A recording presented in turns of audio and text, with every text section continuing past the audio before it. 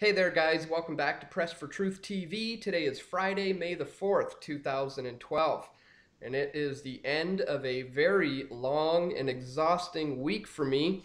I've been filming and editing and just going through footage and more filming and editing and just making videos all week long. And the last few days of that have been concentrating on our latest video report where we documented everything that happened at the May Day events that took place here in Toronto. So if you want to check that video out, it's up there now. It's in the weekly videos section, or it's featured on the homepage there in the featured videos.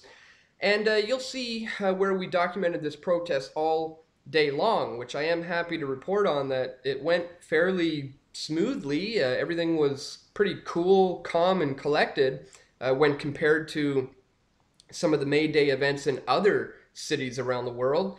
But here in Toronto, things luckily didn't get out of hand. There were a couple of protesters who got arrested late in the evening for trying to put up a tent in Simcoe Park. They were warned that if they try to put this tent up, they would be arrested, and they decided to do it anyways, so subsequently they were arrested. So we were there just to make sure that we documented everything and get everything on film. So if you want to see it for yourself, go ahead and check out the video. It's up there now. But as I said, luckily things went fairly smoothly when you compare it to how the May Day events went in other cities around the world. In particular, Montreal and Seattle saw a large number of the black bloc anarchist types going around and doing their vandalism and smashing up windows and causing a lot of mayhem and destruction. And now, I often think that probably 90–95% of a lot of these black bloc type anarchist groups are just kids who are just want to get out there and break things, not really involved in a political cause. They are just young people who want to get out there and break some windows. But certainly there's often a small element of these guys who are the police. They've been caught red-handed time and time again before, dressing up as black bloc type anarchists to ensure that the destruction of property happens so that they can provide the excuse to clamp down on the protesters. But here in Seattle, for instance, a lot of windows were smashed. And I want to show you a very interesting picture of some of these black bloc anarchists who were smashing up the window of a Nike store. And take a look at this picture here, where one of the anarchists who's breaking the window of a Nike store is wearing a pair of Nikes himself.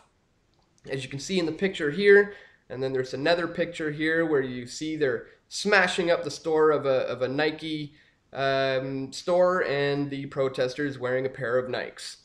And so this is clearly evident that these kids either don't have a clue about what they're doing, or they don't truly believe in their own cause, or they're just there just purely for the destruction of property.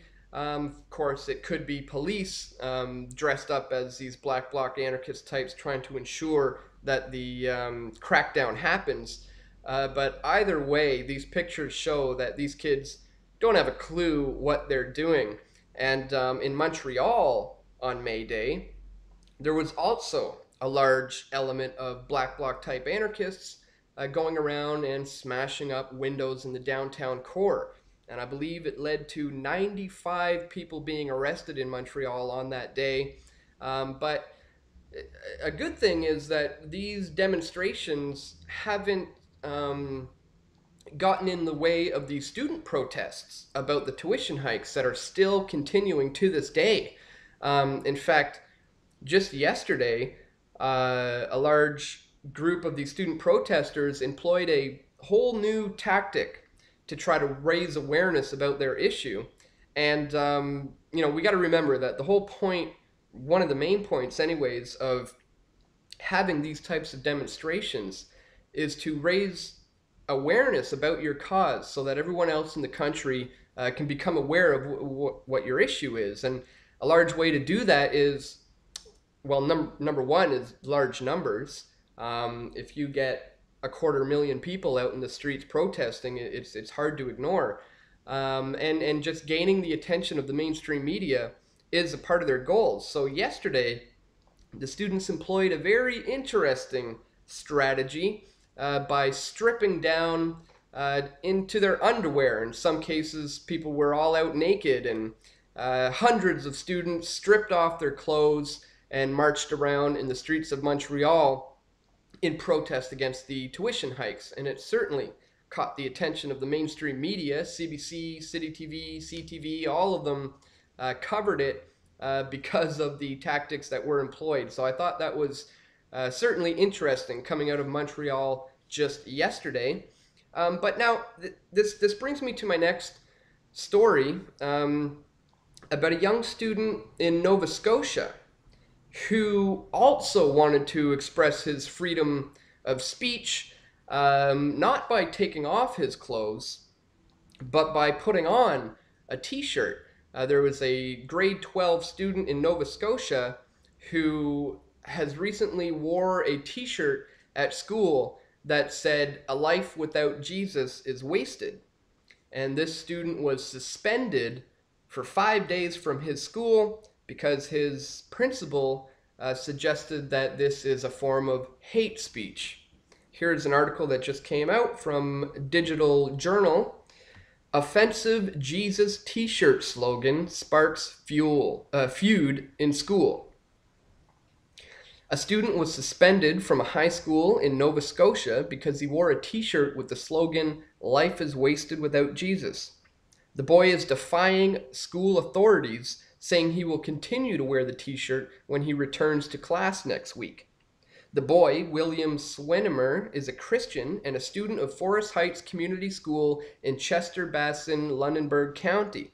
William says that the t-shirt slogan expresses his religious beliefs and that he will not stop wearing it.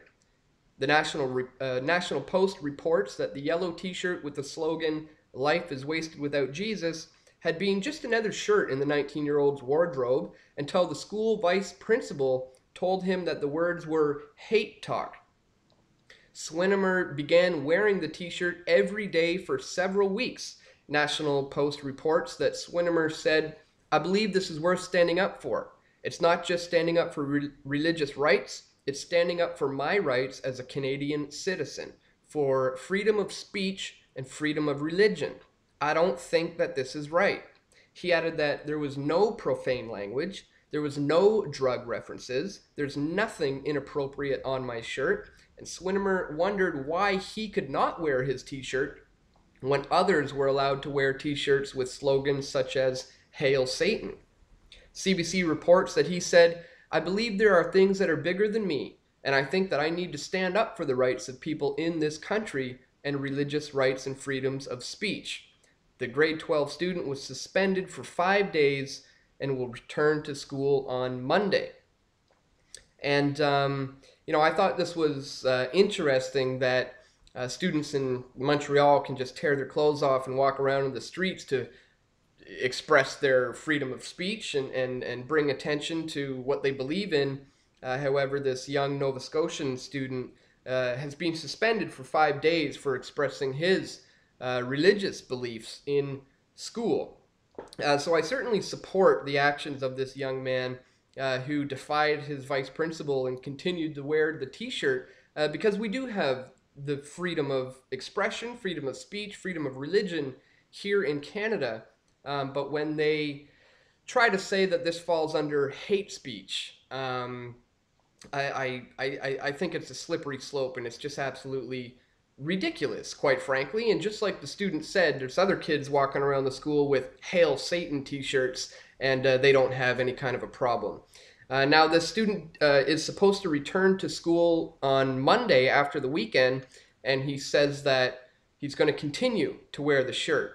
So it'll be interesting to see how the school chooses to deal with this situation after the weekend. So if anything interesting, anything of note comes out of that, I'll be sure to relay the information on to you guys, and I'll be watching to see what happens with that one on Monday. But anyways, guys, just a few things I wanted to bring to your attention today. And that is all for today. This tomorrow, I am for the first time in a long time going to be heading up north to just get out of the concrete jungle for a day and do some fishing with a friend of mine, and really looking forward to doing that. And then I'll be back here, of course, on Monday. So that's it for today, guys. I hope you all enjoy your weekend as well, and I'll see you right back here on Monday at Press for Truth TV. Take care.